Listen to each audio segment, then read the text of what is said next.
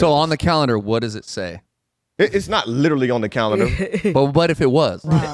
We'll just make it say whatever you want it to say. Why do you have to say that? He's trying to think of clickbait Mom right and now. dad time? Just put a red bow on the door that morning, and you know what's going to happen today. Yeah. This is a Project Sisterhood podcast for all things women. Whether you feel purpose for ministry, motherhood, or the marketplace, we have crucial and genuine conversations that transcend your season, yet impact your true identity as a woman. From lighthearted and laughable to honest, deep matters of the heart, your soul will be encouraged. We hope you and all women of every age and every stage find life and freedom in Jesus.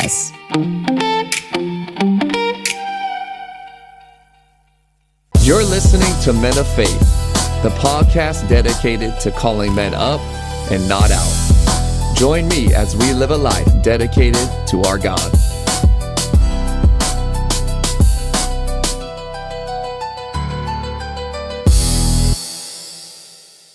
So I have a question for you guys. You know, as you've continued, right, 16 years, we're actually about to hit 18 years next month. Oh my gosh, congratulations. Thank you. But when there has been disconnection, because you guys talked about physically, and I think there's a lot of couples, and you guys know you counsel couples all the time when it comes to like physical intimacy. Mm-hmm. So how has, like, in the seasons of that maybe being something that was put on the back burner, right? The kids are so demanding, like, how do you advise, as therapists, both of you, how do you advise couples in terms of their intimacy? Like, is there any kind of practical, like, this is how much you should be intimate? I'm just curious from your guys' perspective as you counsel couples, because we've told them different things, you know, but I know how important the physical component is. Mm-hmm. So what are you advising couples in when it comes to the physical intimacy if they're in a season of disconnection? Jason has made an impassioned point about that before. I'm going to have a lead on that. Yeah, I don't know if I feel like going through that again. But this is what I would say. Understanding the season that you're in matters. Yes. If you have a season where you have small children, it's going to be difficult to have sex on a regular basis like you want because, again, you are trying to survive. That said, this is Jason Caine speaking. Tell us, Jason. There are couples and you are going a month, 2 months without sex, that would be a huge red flag for me and a cause for concern that there's something going on. If you go a month without, and a month, that just seems, for me, that seems like a very long time. Yes. But that to me just highlights that there's an issue that's there. But if you have small kids and you have school going on and all these different things and you're trying to figure out a rhythm, you got to make sure you prioritize it like you prioritize everything else. So you're saying schedule it. Scheduling, right? Yeah, scheduling. I used to be totally against scheduling. Schedule sex. Yeah, I used to be totally against it, and then I realized if you don't schedule it, sometimes it's not going to happen. Mm-hmm. Yeah. So there has to be you got to be intentional about making it happen because, again, life comes at you fast, and there's always things that are happening. You schedule everything else.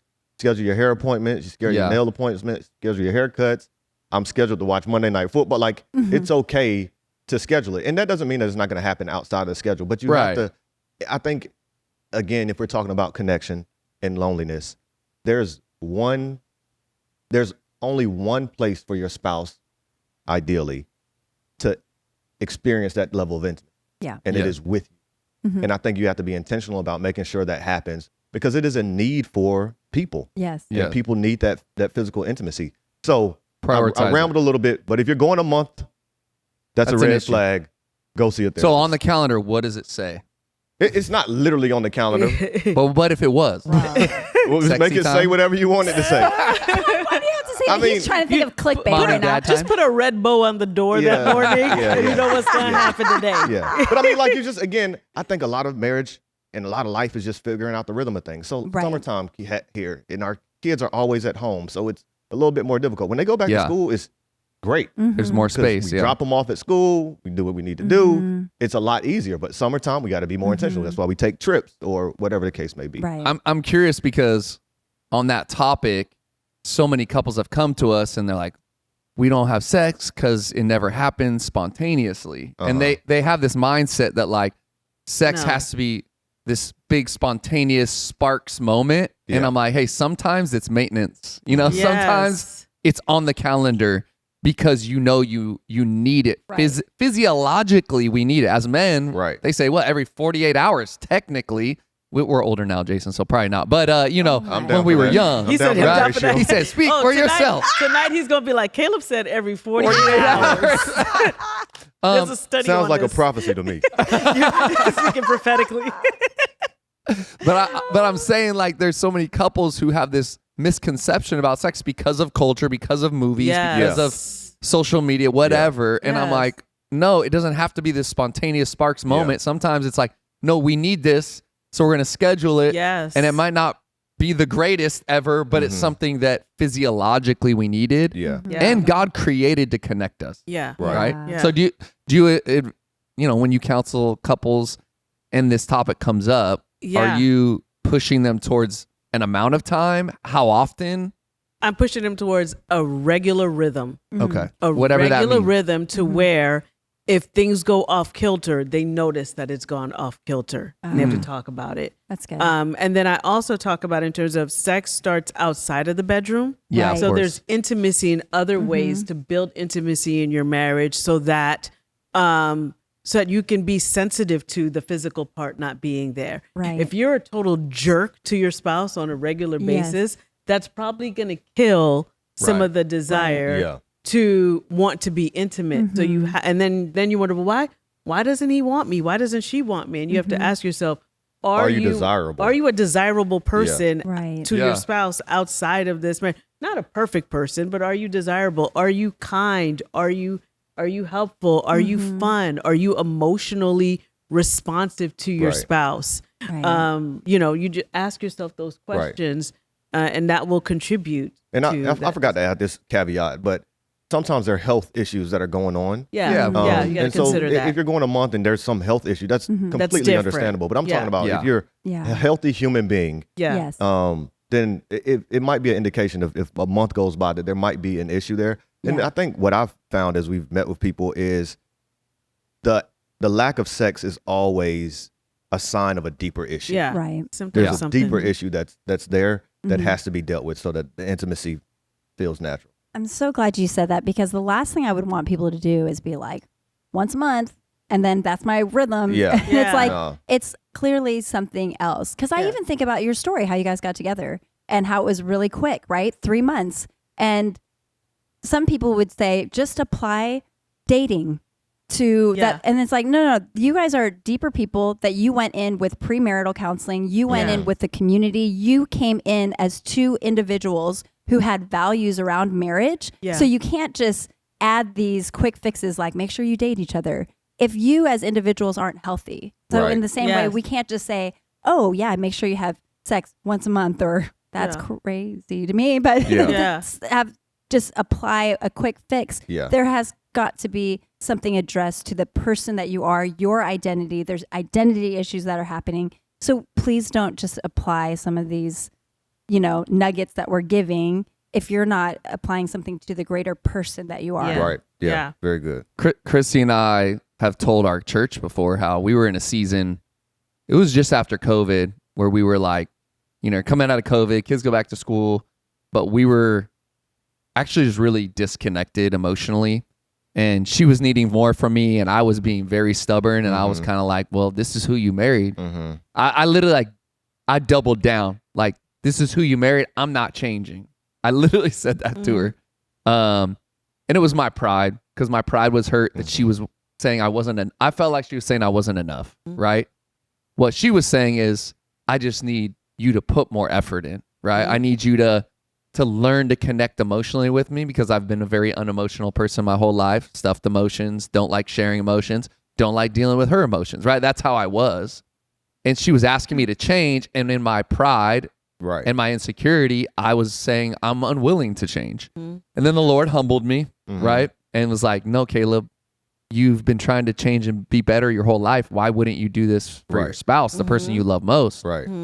But in all that time, she never withheld physically from me. Yeah. So I actually tell people, we went probably a year where we were emotionally disconnected, and she just kept saying, I need more. But I tell our church, like, sex saved our marriage. It was probably the one thing. And she says, I knew that there was kind of the only emotional connection I was going to get from you. So I was willing to take that. Yeah. Because she didn't want to withhold, and she knew like that was maritally our duty biblically to one another. Yeah. And so we continued to have regular, consistent, weekly, intimacy. And it saved our marriage in a season when we were disconnected in other ways. And not that either of us was being like huge jerk to each other, all right? Yeah. But ultimately, I wasn't giving her the more she was asking for emotionally. Yeah. But the physical side actually kept us somewhat connected until I was able to change. Right. And the Lord humbled me. And I went through this process of let me figure out how to be more emotionally vulnerable and how to actually respond in a healthy way to her emotions, because I would respond defensively. Because every time she shared any emotion with me, I felt like it was an attack on me as a husband and a man and a spouse and a helpmate. Yeah. And it just felt like I wasn't enough. That's how I received any emotional like challenge from her. And so the Lord had to humble me and me realize like, no, it's okay that you don't have it all figured out. But I'm thankful that God gave us sex, because it honestly probably kept us married. Yeah. Well, I think first of all, it's extremely vulnerable for you to share. Exactly. And I think it's probably healing for people as well. Yes. Who may be struggling with disconnection or whatever may have you, to know that you two who are been married all this time and are pastors and got this beautiful family and beautiful church had issues in your marriage. But I think you hit on something else too, is that we should always be in a constant state of growth. Yeah. And a willingness to grow. None of us are complete in who we are. And when your spouse tells you something about yourself, when they turn that mirror on you, the first reaction is, man, that hurts. Yep. But then you got to step back and evaluate, is that true, what they said? Then I would say you need to have a conversation with the therapist or some close friends to help evaluate what's being said, right? Like, do you see this in me? My spouse is saying this. And I think those things are how we grow in our marriage. Yeah. And as I'm thinking about today's, the theme of the day is like, all these things are different phases. Yeah. Like now we're in a phase where our kids are they're sophomores in high school. They're going to be gone in 3 years. And I'm thinking about what are we going to do when they're gone, when we enter in that empty nester phase. Yeah. Because then again, we're going to have to learn one another, learn our rhythm, see how we operate. And I think there should just be a constant state of growth within the context of our marriage, that the same work I put into becoming a good golfer, becoming a good pastor, becoming a good preacher, I got to put in my marriage as well to become a great husband. And that growth is not parallel. It's not happening at the same time. You could be developing in one area and your spouse is not there yet, or that's not the area. And that's where the disequilibrium comes in. There's in a marriage, is constant pursuit of equilibrium. And you can expect disequilibrium because, I've had this revelation through the Lord, and now I've grown in this area, and it's making me notice this in my marriage that my spouse hasn't yet, because my spouse hasn't had him or her own revelation about this. And instead of being, put apart about that or upset about that, instead look at it as, okay, that's what marriage is, constantly making these adjustments to one another.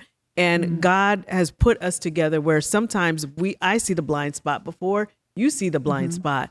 And then there's an undercurrent of building trust, so that when your spouse sees the blind spot, that you trust your spouse enough to go, this hurts, this feels uncomfortable. I may not even always agree with it, but I trust that you're coming from a place of love for me, not to hurt me. And so because I trust that, I can go ahead and chew on that. Think about that. Like what Jason said, go to therapy about that and really take that seriously rather than quickly dismiss that. So even though you talked about your knee-jerk reaction was like, wait, no, this stings, this feels this way, like I don't appreciate that, but you still wrestled with it. Right. You were willing to wrestle with it, which communicates that there's a trust that you have in your wife to say, I didn't like it, but I'm still going to wrestle with it. Yeah. And I think that that's really important to consider. I think you might have your first book too, Sex Can Save Your Marriage. Hey, that's good. I'll give you credit. You can write the foreword. Well, I like what you said, that as people are growing, we have to decide whether or not we're going to receive, or we see things in other people. So the people who are growing or have, like in our case, there was some emotional growth in myself, and I could see blind spots for him. I even asked him, we've talked about this on podcast. I asked him, like, what do you think your blind spots are? And he said, I don't have any. You can't see them. I go, that may very well be what your blind spot is, that you think you have a blind spot. So I think there had to be, and I was not great at this, there had to be wisdom on my part in how to deliver the criticism or the feedback or the way I put the mirror to his face. Because if I'm being honest, I would jam the mirror up against his nose. And I think I didn't create a safe place for him to receive some of my feedback / criticism. So I think for the person who feels like they have this revelation from the Lord, who feels like they've done work with their therapist, we have to have a level of humility and restraint when we see something in our partner. Otherwise, it's not a safe place for them to receive what you're saying. And in humility and prayer, consider when to share this feedback. Because I wasn't great at it, babe. And I think that's one of the reasons why he was defensive, because he knew that what I was sharing with him, I had shared in the past very aggressively. Weaponized, at times. That's another way to put it. But what I was saying, to give you credit, is while there was clear lack in me as a husband for what she needed, that didn't move her to withhold in other areas. Including her love, not just like physical intimacy, which she didn't withhold. But she still was affectionate towards me. She still tried to connect with me, right? She didn't hold back. While as I've seen, and we've counseled couples who, because the one person isn't able to meet the need in the other, then they go, well, then I'm going to withhold all this other stuff too. And then now there's further disconnection, right? And we can't heal that way. And so to give her credit and to say thank you is that she didn't withhold still, because she's a very loving person, affectionate person. She never withheld that from me, even though I wasn't giving her the emotional connection she needed. And to be honest, I didn't know how to. And that's really what it came down to. My pride was rooted at the end of the day, was insecurity. And I'm like, I don't know how to. I don't know how to be what you want me to be, right? I could go on YouTube and figure out how to be a better golfer. Right. I'm going to watch all these YouTube videos. I'm going to go get a lesson. Right. But she's asking me to give her something. I'm like, I don't know how to. And the stigma of going to therapy was something that probably kept me away from that too. And then the pride of, I don't need anybody's help. Like, I'll just figure it out on my own. I'm a man, but I couldn't figure it out. So finally, I had to get some tools. I had to go to therapy. I had to talk to some other people. We went through connection codes. And now I'm given these tools. Oh, I could just implement this tool and that'll help me connect the way she wants me to. And it worked. But you know, I didn't know how. And so when we don't know how, sometimes we just double down on our inefficiencies and go, this is just who I am. I think we should be forward thinking when you think about, like, you all are reflecting back. We're reflecting back, and we're looking at what we went through and how we behaved in those hard times. And it actually, looking at that reflecting back and making that assessment actually helps us in the present to deepen our closeness. So for example, you're talking about how Chrissy did not weaponize sex. She didn't weaponize her affection towards you.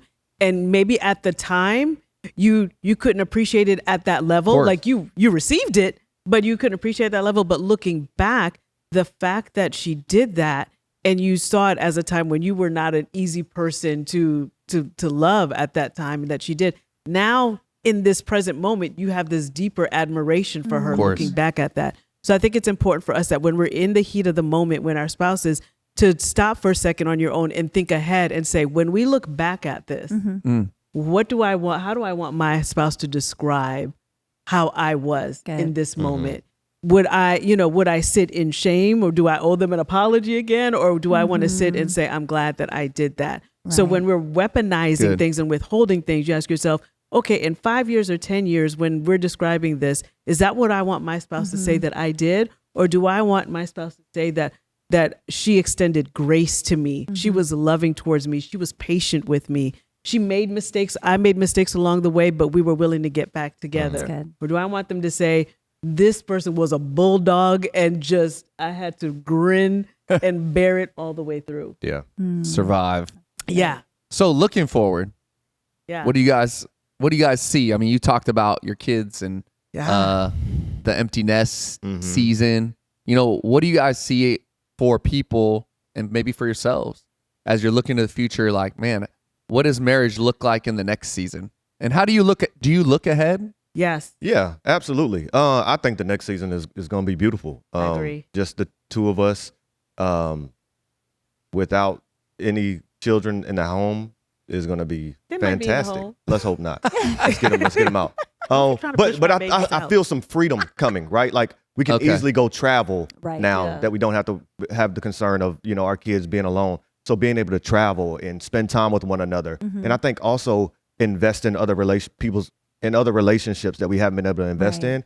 I look forward to that phase of life while still enjoying the current phase that I'm in. Like our kids are teenagers now, and there's a shift that kind of happens, and it's not there yet, where your kids go from just being your kids to kind of being your friend. And we're not quite there yet, right? No. We're still rearing them. That comes probably in the next 9 to 10 years, but enjoying this phase with them where you're able to have deeper conversations and talk to them about their future and discover with the things that they love.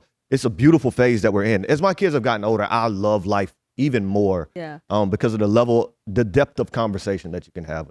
I think what we're doing well now is while we're trying to appreciate every phase with our kids now, but we've already started making plans for the future and get excited about it. Like we're like, oh, we want to be speaking more. We can go travel more and do that. And we want, we're talking about that. We're, oh man, we could do this. And, and we're just like dreaming with one another about what life is going to be like ahead. And I think that dreaming with your spouse is just even if it's something that sounds completely unrealistic, it's just fun. Yeah.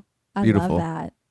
So as we wrap up, we always do a call up, not a call out. Okay. On the Men of Faith podcast. And then Chrissy always does book recommendations. So any book recommendations, I'm gonna give you guys a minute to think, or a call up for our listeners, watchers right now, as we talk about marriage. Gotta get the quick little call up. All right. And then as well, Stephanie, tell us about this new season and maybe how they can find you if maybe they're looking for a therapist or counselor, what's the socials? Yeah. All right. So a call up.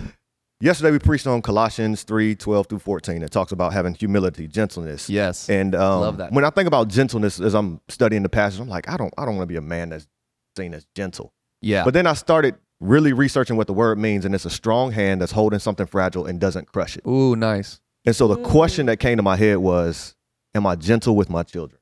Oh. And the answer to that question is not as much as I should be. Yeah. And I think for the dads out there, God has called you and given you something that's extremely fragile, which is your children. Yes. And make sure that you treat them with gentleness. Now, that does not mean that you're not tough with them and honest with them. Right. You are. But it kind of goes along with what Chrissy said. How you deliver a message to your children is just as important as the message you're delivering. Yeah. And so you got to serve your kids a plate of truth, but you got to couch it in gentleness. Yeah. And so for the dads out there, man, be gentle with your kids. Your words hold a whole lot of weight. This does not mean that you let them get away with anything. Right. But treat your children with gentleness and treat your spouse with gentleness. That's my call. That. Wow, that's so good. My call up comes from my own experience recently with Jason, and that is to just the wives and the mothers is build a tolerance for being uncomfortable because it's what's best for the environment of the family. So for example, I'm a highly anxious parent.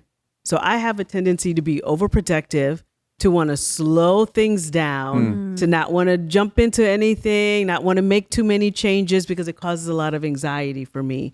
And I realized that if I always got my way, it could make me feel more comfortable, but completely stunt the whole growth and development of my family. And I know Jason is more willing to move things forward and to introduce new experiences and push things forward. So my call up is to women who may be, or anybody who's the more anxious type who wants to slow things down, is be okay with being uncomfortable for what's best for the environment. And you will find that you will grow and develop and reduce your own anxiety and concerns when you see success, when you push yourself out your comfort zone. And I think that's what I've noticed is the more that I've yielded to Jason's parenting style, which is so much more appropriate now with older kids than my parenting style, the more I'm seeing my kids thrive and grow and have more confidence in going out into the world than they would have had if I was the one leading. And I'd probably be less anxious, but they wouldn't be as farther along as they are now. For example. That's great. Many examples. Yeah, give one. Oh, so for example, even when it came to transitioning schools, Jason was like, hey, we had our kids in private school almost their entire lives. And they got into like a much smaller private school, and it's the church's school, and we knew everybody and everybody knew us. And they had just developed a high school, and I was like, perfect. Like, that's it. And Jason was like, no, I think it's time for us to take them out of this environment, put them in a public school environment, a bigger environment. And I was like, no, why would we do that? Like, this is so much more comfortable. We have more of an influence. They'll be protected. And he was like, no. And that just was something in me that I was like, okay, now this is a huge decision. And I have to decide, am I going to push my point, or am I going to yield to my husband? And I just made that decision that I'm actually going to yield to him. And it turned out to be the best decision ever, because he made a great point. He's like, we're raising Daniels right now. We want them to know how to stand firm in the word of God, be confident in who they are. And we only have 4 years with them in that type of environment with us, where we can influence, where they could ask questions. So let's do it now. And I was like, yeah, I'm just going to have to be okay with being uncomfortable with that. Very good. Great. That's very good. Great example. Wow. Great call up. Thank you. Yeah, that actually happened for us when we pulled our kids out of private school. I was like, no, I want to drive every morning 25 minutes to a private school. And he's like, there is a school 30 seconds away from us. And I had to yield as well. So we can talk about submission another time. That's another topic. Yeah. Okay, I guess my call up would be also based off of what I preached yesterday, 1 Timothy 3:1-7, the qualifications of an overseer. And as parents, we are overseers. And I think before we critique every other overseer in our lives, I think those qualifications should be measured. We should be measuring ourselves off of those qualifications to see if we're being the leaders and overseers of even the smaller influences that we have. And oftentimes our criticism of other leaders are coming from projections. Yeah. We're like, oh, that's where I'm probably failing, and that's where I might have a blind spot. And so I projected on all these other leaders and other parents and the way they're doing things, but really use the scriptures to really measure yourself on how you're doing as a leader, and it's going to influence the way you are a spouse, the way you parent. Take a look at yourself before you start applying things to other people around you or criticizing your spouse. Good. Those were all so good. So I'm just going to say, schedule the sexy time. There you go. Sexy time. That's you know what I'm saying? That's what's going to save everybody. Schedule it. Yeah. All right. Well, tell us about what you're doing, how they can connect with you. Yes. Thank you so much for that time. I have a private practice. It is fully virtual. And it's called Renew Counseling. And I work with adults, couples, and teens in all the areas that we struggle with. Anxiety, depression, all those things. We can go as deep into faith as people are comfortable with or not at all.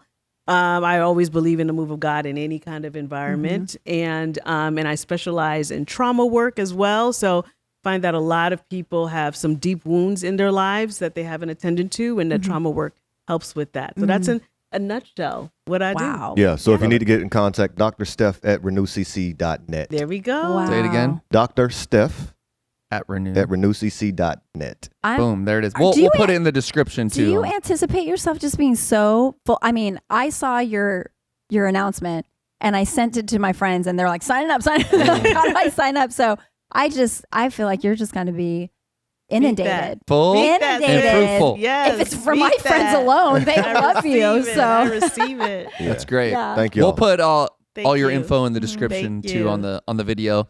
And if you're in the Rockland Roseville area, check out Bayside Blue Oaks. We'd love to see you there. Jason preaches most of the time. Yeah, most of the time. 75% of the time. He's the best preacher on this podcast. No, man. No. Well, hey, thanks for joining us on the Minute of Faith and Sisterhood podcast. If you like this, share it. Click the like button. Definitely subscribe. Follow us on Minute of Faith Pod on Instagram. We drop clips when new episodes come out, and at Project Sisterhood. At Project Instagram. Sisterhood on Instagram as well. But hey, thanks for joining us. We'll see you guys next time. Grace and peace. Yeah. See ya.